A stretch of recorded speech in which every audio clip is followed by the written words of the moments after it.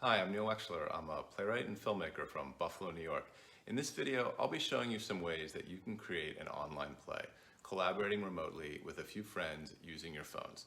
I'll be covering every aspect of your project: writing, acting, directing, storyboarding, filming, and editing. This list may seem a little overwhelming at first, especially if you don't have experience in some of these areas. But once you get going with it, I think you'll find that it can be a fun way to collaborate remotely with others during this pandemic. And even beyond the pandemic, I think this kind of online theater will continue to evolve as an exciting, accessible art form. So hopefully you can learn some useful storytelling and collaboration strategies. Let's get started with the first phase, writing. For a lot of people, this can be the most daunting aspect of the project. Perhaps neither you nor your friends have ever tried to write a play, or you've really struggled with it. To help you get started, here's a quick play openings workshop that I like to teach. All you have to do is write 4 lines of dialogue for 2 characters. These 4 lines can be as simple as the start of a conversation you had with a friend. Don't worry if the lines don't sound great. The way I've designed this project is to encourage you to move back and forth between the various phases. I think that helps unlock ideas and allows you to adjust as you go. So don't get too caught up with self-criticism. There will be a useful time to critique your work later. For now, just get those 4 lines down and move on to the next phase, acting. Once you've written your lines, pick 2 friends to read the parts of the 2 characters. This will give new perspective to those lines, since the words will almost certainly sound different when read aloud by others than how they sound in your head. To get started, just set up a virtual meeting and let the readers read the lines. Try not to say too much about the lines before they start. As a writer, I know that I often have an urge to explain lines to an actor before the actor has had a chance to process them. And then the actor has a tendency to not read the lines, but the writer's explanation of those lines. And it's important to give the actors time to make discoveries on their own. It's okay if your actors don't have much experience. After they've read the lines, here's a 3-step approach that actors and directors often use to break down a scene for a character: objective, obstacle, intention. The objective is what the character wants. The obstacle is what's getting in the way. The intention is what the character is going to do to overcome the obstacle. For instance, I was having a hard time coming up with a good example to explain this 3-step acting approach. So I asked my daughter for help, but she kept changing the subject, and I kept asking her to listen. My objective was to get my daughter's help. The obstacle was that she kept changing the subject. My intention was, well, this is the hard part, because it's not always clear what the intention is. For instance, you could say that I was pleading with my daughter to listen, but plead is too strong. We were laughing after all. The reason it's often so hard to find the intention is because a character rarely comes out and says, "This is my intention." That's where a director can come in to help clarify those intentions and to make them relatable for the actors. Let's say you've been chosen as the director of your group. The first thing you might notice when you hear the lines is that the words don't have a lot of emotion. A natural tendency might be to say to the actor, "Say it with more emotion," but that tends to confuse an actor because it isn't specific. Imagine that an actor had to play me in the exchange with my daughter, and one of the lines to the daughter was, "Please listen." And when the actor reads the line, it doesn't have any emotion. If you say to the actor, "Say it with more emotion," what is the actor really supposed to do? Which particular emotion? And how much more of it? You could say something like, "Be just a little more frustrated." Well, that's better, but still too vague. What does a little more mean? The actor might point to the stage direction that says, "The father and the daughter are laughing during the whole exchange." Then the actor might say to the director, "So I'm frustrated and laughing at the same time." Well, now I'm really confused. That's when, as the director, you need to step back, reread the scene, and realize that maybe the father's intention is to be patient with the daughter. If I just let the conversation unfold, we'll eventually come around to the subject. The actor is still a little confused. Maybe the actor has never been a parent and doesn't quite understand that dynamic. That's when the director might ask the actor to recall a situation in that actor's own life where patience was required.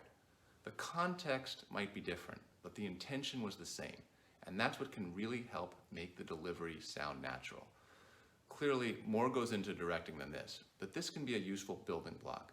Now let's move on to my favorite aspect of this whole process, storyboarding.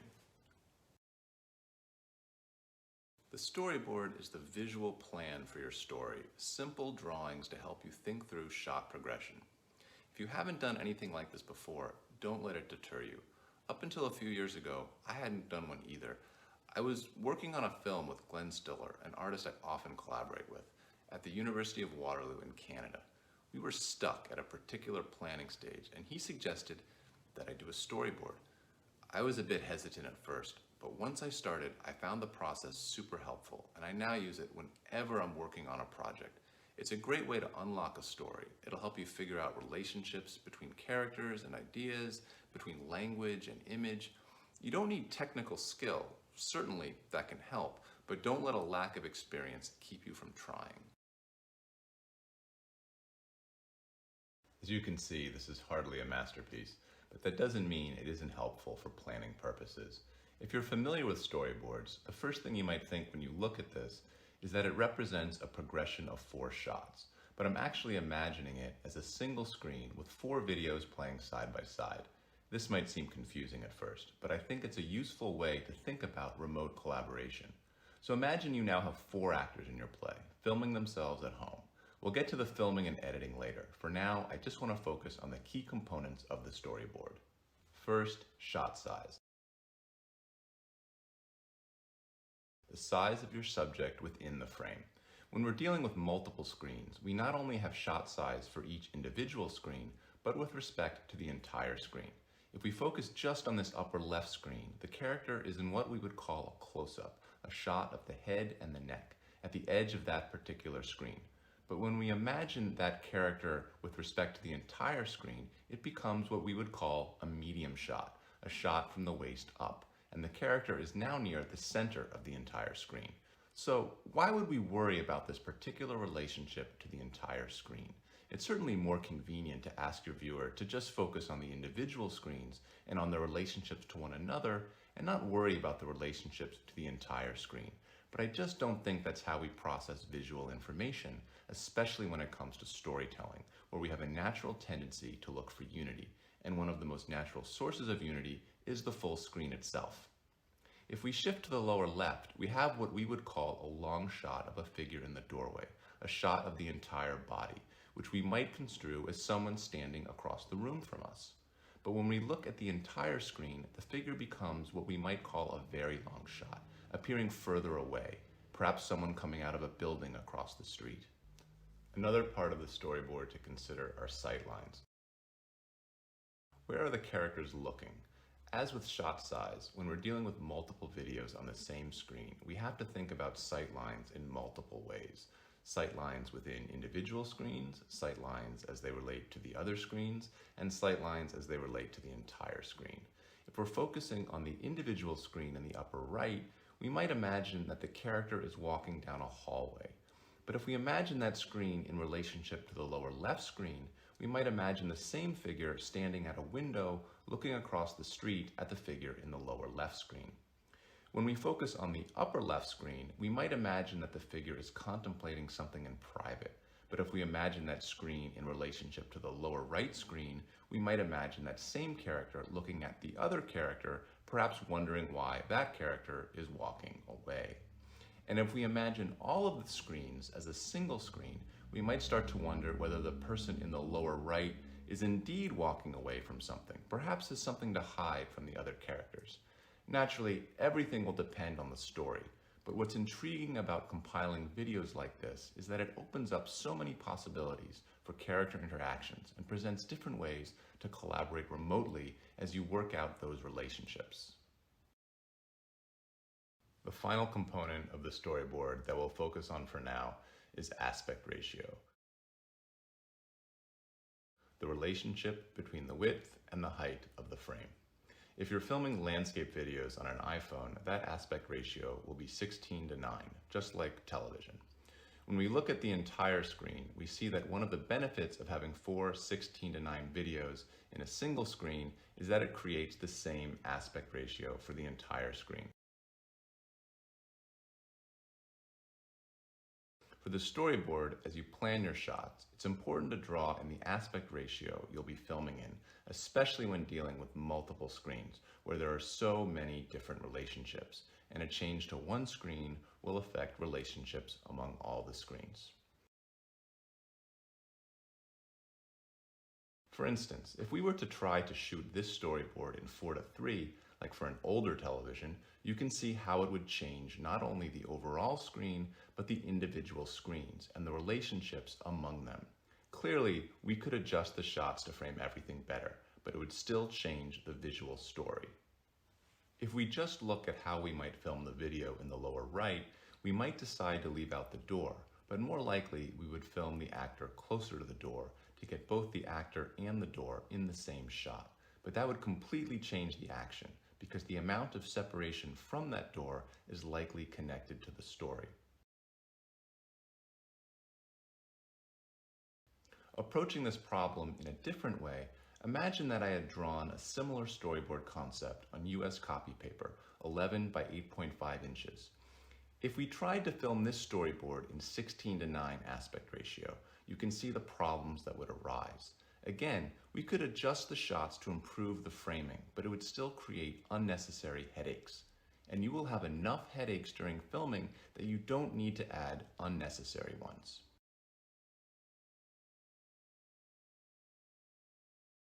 When you're starting out with storyboarding, it's a good idea to measure your dimensions precisely. As you get going, you'll get a better sense of what the right aspect ratio looks like. As you can see by this drawing, it really isn't about being 100% accurate. It's about being very close. You're always going to make adjustments during filming, and as long as you're close, the adjustments you make are more likely to be creative ones rather than simply making up for errors in planning. We'll return to other drawing ideas later, but for now, let's move on to filming and editing a storyboard concept like this one.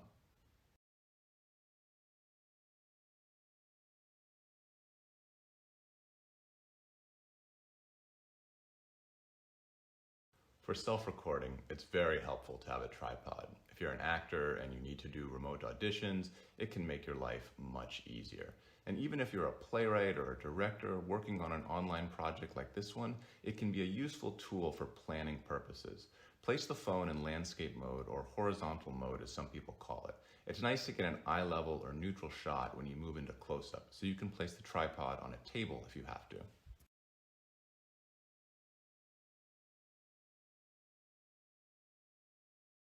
One of the great things about filming at home is that hallways, doors, and windows can make ideal film locations. I'll go into specific depth cues later. For now, I just want to focus on the value of being able to approach the camera, not feeling like you have to be stuck in one spot just because you're filming at home. You can think of that area within the green outline as your playing space, like an elongated thrust stage in theater.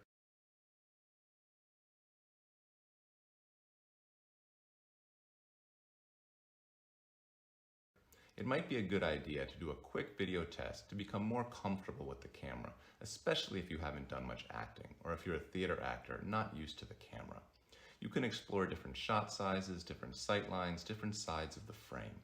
Remember that your image is going to be flipped when it's played back, so it's important to say what you're doing as you're doing it. Now I'm looking directly at the camera. Now I'm looking an inch to the left of the camera.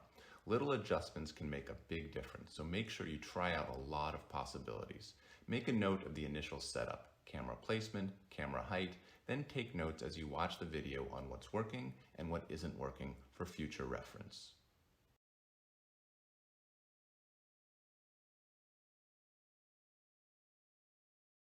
You can also try a test in portrait mode with the camera vertical 9:16 aspect ratio to see how that affects the range of shots.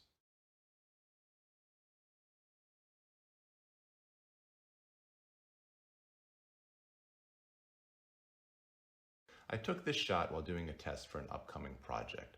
I think it might be useful to talk about that test as an example of the kinds of issues that might arise with your own project. I did this test in preparation for working with student actors, designers, and dramaturgs on my play Grenadine for the Kennedy Center American College Theater Festival, which is all virtual this year.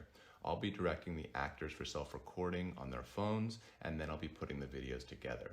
So for the first simple test, I wanted to capture a nod between this character, whose name is Grove, and this character, an old woman sitting on a bench, to figure out how they might interact across the different screens.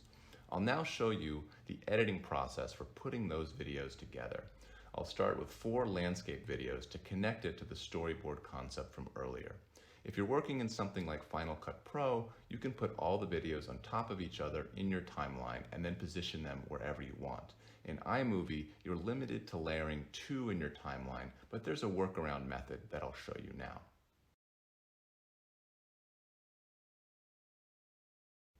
Bring in a plain background, then drag your first clip on top of it, line them up. Sorry, this is a bit blurry. Then in your video overlay settings, select picture in picture, position your clip where you want it, then export the file. Make sure to give it a clear title. That's always a good idea, but especially when you're dealing with multiple videos at once. Once it's been saved, you can clear your timeline and then go import the video,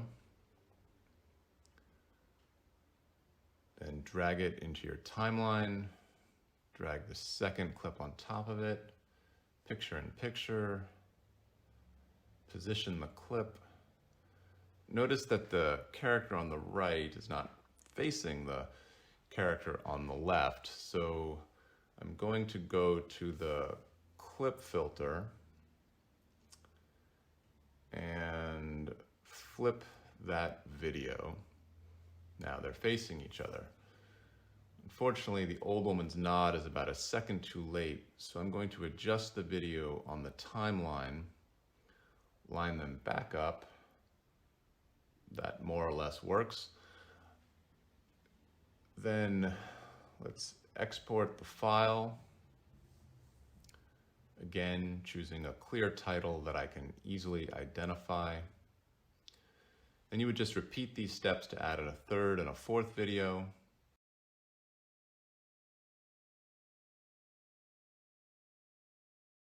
Playing it back. Still a little late on the nod, but okay for test purposes.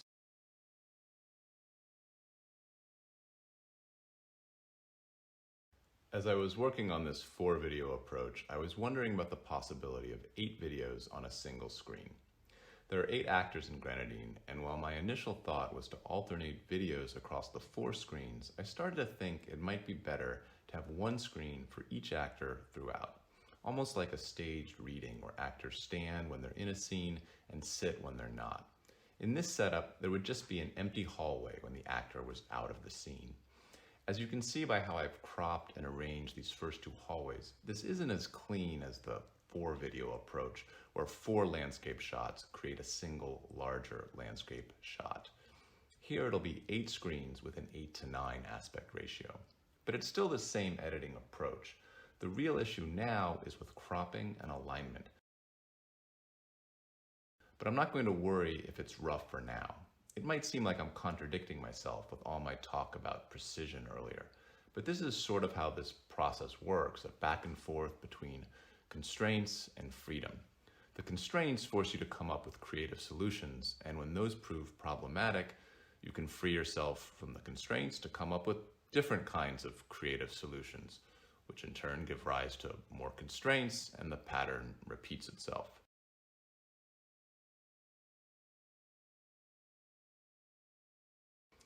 The question now was whether to film in landscape mode and to figure out where to crop, or to film in portrait mode, which is what I wound up deciding because it seemed to fit the hallway concept better.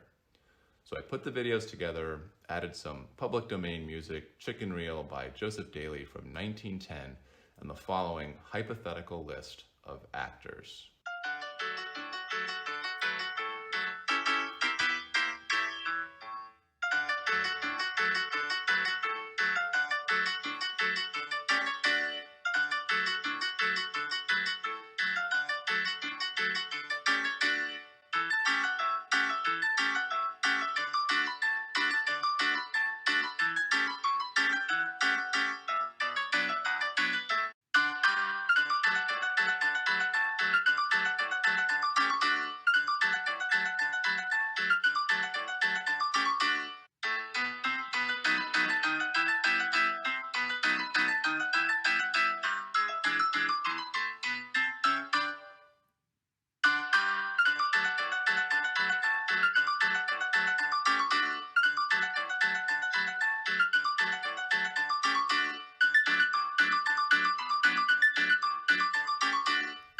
I will soon be with you, Grenadine. We are going back for her?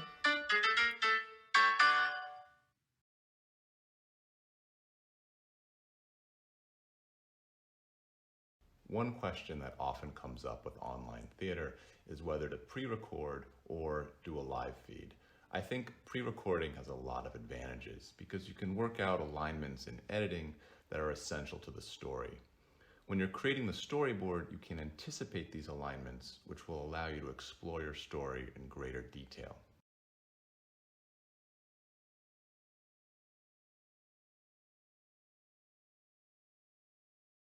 We talked a bit about depth earlier, and we can see from this image how shot size and sight lines draw the viewer inward to help create an active space. The depth perspective that's created by the hallways and the doors, and even the windows on the doors, help to bring us further into the world of the story. There are always two worlds to keep in mind for each character in a setup like this. The world that's happening inside the character's own screen, the stage, if you will, that's created by the individual frame, and the world that's happening across the screens with the other characters, the stage that's created by the outer frame that contains all the screens. With each camera in one place throughout, it creates the effect that you're on stage with the actors in a continuous shot, but with an ongoing variety of shots because of all the interactions. Certainly, this is a rough approach, flipping the images around, adjusting the speed of the videos for timing purposes, but these can be useful tools to get your project going.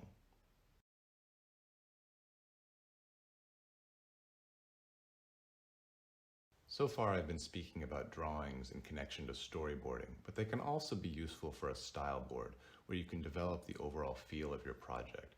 This is especially helpful for remote work where communication with your team can be trickier. I know it will be very beneficial for me to share drawings with student designers and dramaturgs for the upcoming Grenadine project.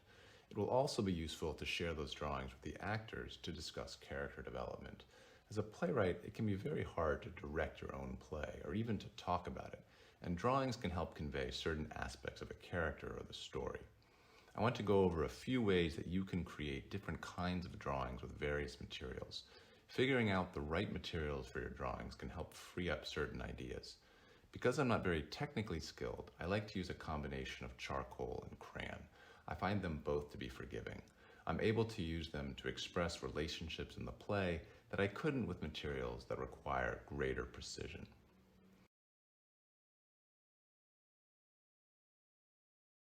You can also use drawings for set design possibilities, perhaps for an outdoor filming project with one continuous shot. They can be especially useful for thinking through entrances and exits.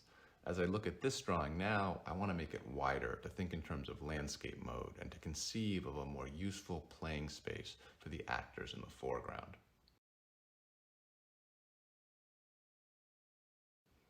I definitely encourage you to try out different materials for your style board, like a ping pong paddle, for instance. I honestly think it's useful to remind yourself from time to time to remember how a child creates, how they make connections between language and image and the entire world around them. If you're stuck with your project, take a look at videos of yourself when you were little, learning to draw, learning to talk, making those early connections with the world. This can also make for a fun online theater project for a parent with small kids. edit a few videos together with subtitles and title cards.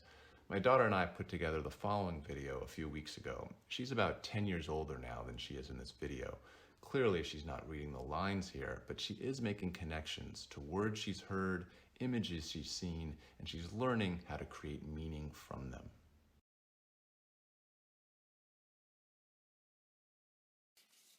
Balance. Balance. A melon, melon, all from the world of wilderness habits. Who was the best melons and melons?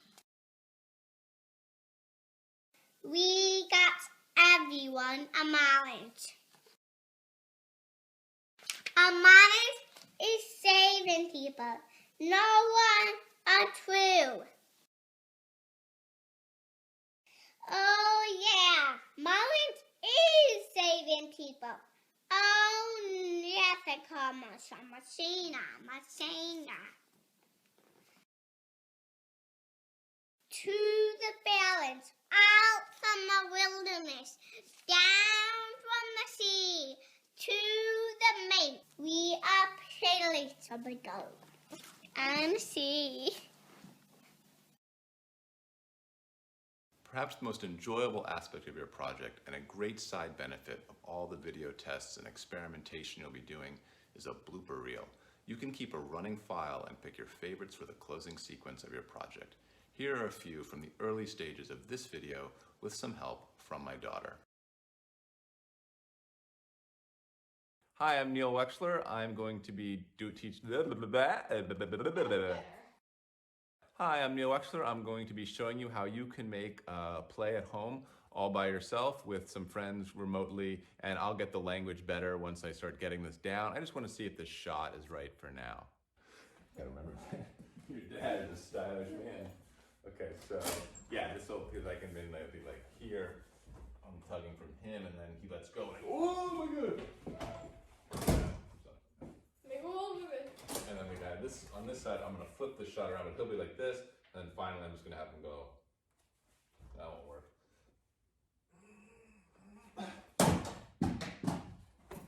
That'll catch. And then I'll flip it. How I make something happy,